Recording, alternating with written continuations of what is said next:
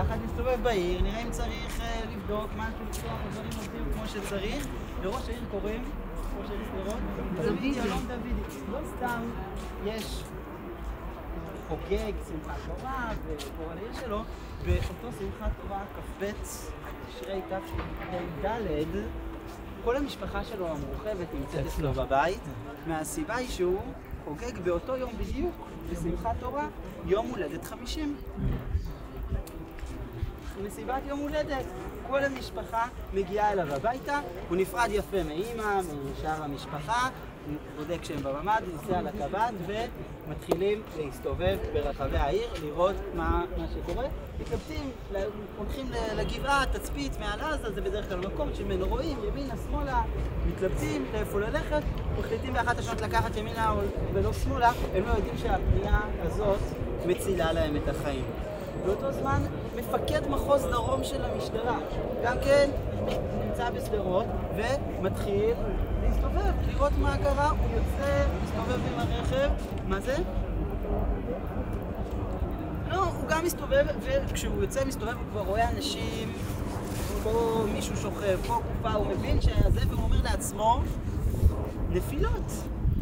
היה הצבע האדום, היו נפילות, רסיסים, לא הספיקו להגיע לממ"ד, כבר זה לא... זה התסריט שיושב בראש. אף אחד לא מצליח לספר לעצמו שיש משהו אחר. מאשדוד מגיע תת-אלוף רומן גופמן ועם הנהג שלו ונכנסים גם כן.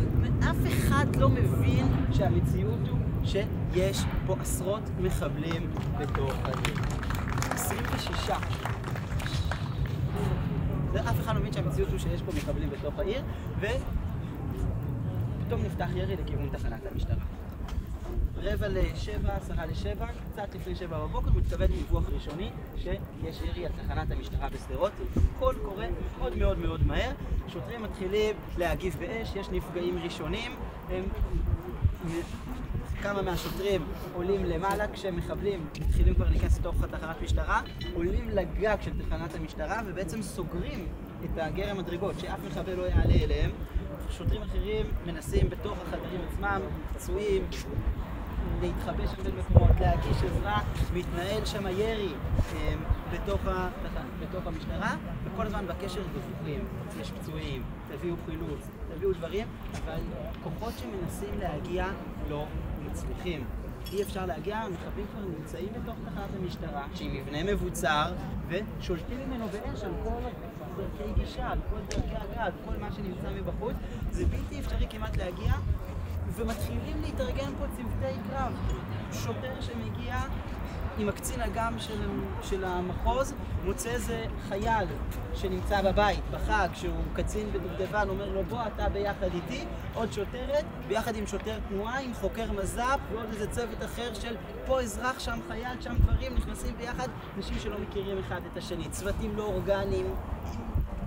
אף אחד לא יודע מה מול מי, איזה בלגן, אבל המטרה היא לנסות, הם מקבלים את הדיווחים בקשר על מה שיש במשטרה ומנסים להגיע. בינתיים במשטרה על הגג למעלה, יושבים שם ומנהלים אש. יש להם אקדחים, הם שוטרים. הם יכולים להשיב באש ומנסים לעלות אליהם דרך גחמי המדרגות שהם יורים אש, יורים עליהם בחזרה. רואים שהאש היא אש מטורפת, והם רואים את שני הקלים של הקלאצ'ים שמכוונים עליהם, והאש לא מפסיקה לרגע, והם לא מבינים, לא שאין להם בראש. הם אומרים, אנחנו כבר חיסלנו 2. זה כנראה עוד 2, 4 מחבלים, חוליה. מתי הם מצליחים להחליף מחסניות? האש לא מפסיקה לרגע. זה משהו שלא הגיוני. הם לא יודעים שבאותו זמן הם לא נלחמים מול 2, ועוד 2 שהם עבדו, ושיש בתוך התחנה 26 מחבלים. כמעט ממחצית מכוח המחבלים שנכנס לשדרות, מגיעים לתחנת המשטרה. הקרב הזה נמשך. מפקד המחוז מנסה לנהל מפה את האירוע, ותוך כדי הוא מתחיל לקבל את הדיווחים. סירות של חיל הים לא מצליחות לעצור פלישה לחוף זיקים. מהדרום מתחילים לקבל עוד דיווחים. הדיווחים מתחילים לזרום ולזרום ולזרום, והוא מבין שהאירוע הוא הרבה יותר גדול מעבר לתחנת המשטרה, אבל כרגע זה הקרב שלו. זה גם אירוע. מפקד המחוז, מה שיש לו עכשיו לעשות, זה לנהל קרב מ"מ אמור לנהל אותו, מ"פ. אתה נמצא בסערת הקרב, לא יכול להתפנות אפילו, להצליח לקבל תמונה רחבה יותר של הכסנה, של כל מה שקורה פה. באזור השעה 10 הגיע פה כוח של ימ"מ, פלגת ימ"מ. מבחינת מפקד המחוז הגיע כוח ימ"מ, זהו, נמצא הפתרון, יש מי שיטפל באירוע הזה, אפשר להעביר את המושכות הלאה. הוא מתפנה לצאת מפה, להתקדם, לבדוק מה קורה במקומות אחרים. שוב 10 בבוקר ועדיין התמונה לא עד הסוף מגובשת. הוא בא לצאת מפה החוצה בנסיעה לעלות על כביש 232 שעוד מעט נדבר עליו, וכשהוא מגיע לשם הוא בא לפתוח חפ"ק, לראות מה קורה, איך הדברים, לתת פקודות, והוא רואה שם אנשים, הם צועקים לו, מה אתה עושה פה? רד למטה. הוא אומר, מה זה רד למטה? הוא אומר, לא, יש פה מחבלים. הוא אומר, למה אתם לא מחסלים אותם? הוא אומר, אנחנו מסתערים. אנחנו 3 שעות בתוך האירוע, התמונת מצב עדיין לא מגובשת, עדיין לא ברור איפה ומה הדברים נמצאים. אני חוזר אלינו לתחנת שדרות.